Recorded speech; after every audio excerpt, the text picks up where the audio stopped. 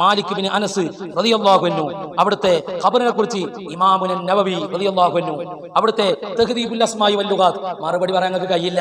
മറുപടി പറയണമെന്ന് പറഞ്ഞിട്ട് കാര്യമല്ലോ, നടക്കൂല. അത് അവരെ ഗ്രന്ഥ കയ്യില് അവർ എഴുതി വെച്ചത് എന്താണ്? തഹ്ദീബുൽ അസ്മാഇ വൽ ലുഗാത്ത് എന്ന് പറയുന്ന ഗ്രന്ഥത്തിൽ വദുഫിന ബിൽ ബഖീഇ വഖബ്റുഹു ബിബാബിൽ ബഖീഇ, അവർ ജന്നത്തുൽ ബഖീയിലാണ് മറവ് ചെയ്യപ്പെട്ടത്.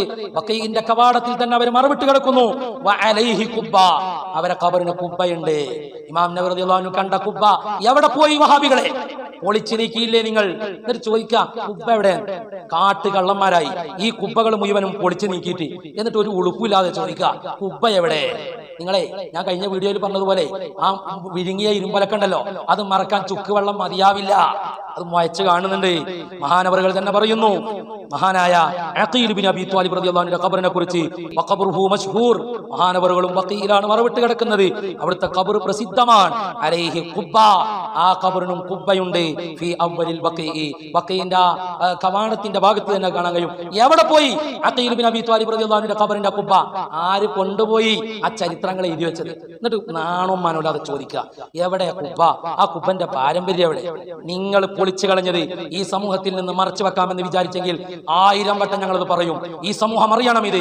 ഈ നിലക്ക് ഖബറിന്റെ ഖുബ്ബകളെ പൊളിച്ചു കളഞ്ഞ് മഹാന്മാരുടെ ഖബറുകളിൽ സംഹാരതാണ്ഡവമാടി ആ ഖബറുകളെ മലീമസമാക്കിയവർ, ഒരു നിലക്കും ആദരവ് കൊടുക്കാതെ മഹത്തുക്കളുടെ ജാറകളെ പൊളിച്ചു കളഞ്ഞവർ, ഇന്ന് സൗദി അറേബ്യയിൽ പോകുന്ന സാധാരണക്കാരെ നമ്മൾ കാണുന്ന ഖുബ്ബ കാണുന്നില്ലല്ലോ എന്ന് പറഞ്ഞ് നിങ്ങൾ ആശയക്കുഴപ്പത്തിലാകണ്ട. ഇത് പൊളിച്ചത് ഇവരാണെന്ന് കൃത്യമായ രേഖയിലാണ് പറഞ്ഞത്. കേവലമായ ആരോപണം ഉന്നയിച്ചു പോവുകയല്ല. മറുപടി ഉണ്ടെങ്കിൽ ഏത് മൗലവിക്കും ആണായി മറുപടി പറയാം, കൊണ്ടുവരാം, ആ രേഖകൾ വെച്ചുകൊണ്ട് ഖണ്ഡിക്കാം. ഞാൻ പറഞ്ഞത് തെറ്റാണെന്ന് ബോധ്യപ്പെടുത്തിയാൽ സമൂഹത്തിന് മുന്നിൽ നിരുപാധികമായി മാപ്പ് പറയാൻ തയ്യാറാണ്. നേരെ മറി തിരിച്ചാണെങ്കിൽ ഈ രേഖകൾ സത്യമാണെന്ന് തെളിഞ്ഞിട്ടുണ്ടെങ്കിൽ ആ രേഖകളെ ഗണ്ണിക്കാൻ സാധിക്കില്ല എന്ന ബോധ്യം നിങ്ങൾക്കുണ്ടായി എന്ന് വന്നാൽ ഈ സമൂഹത്തിന് മുന്നിൽ മാപ്പ് പറയാൻ നിങ്ങൾ തയ്യാറുണ്ടോ?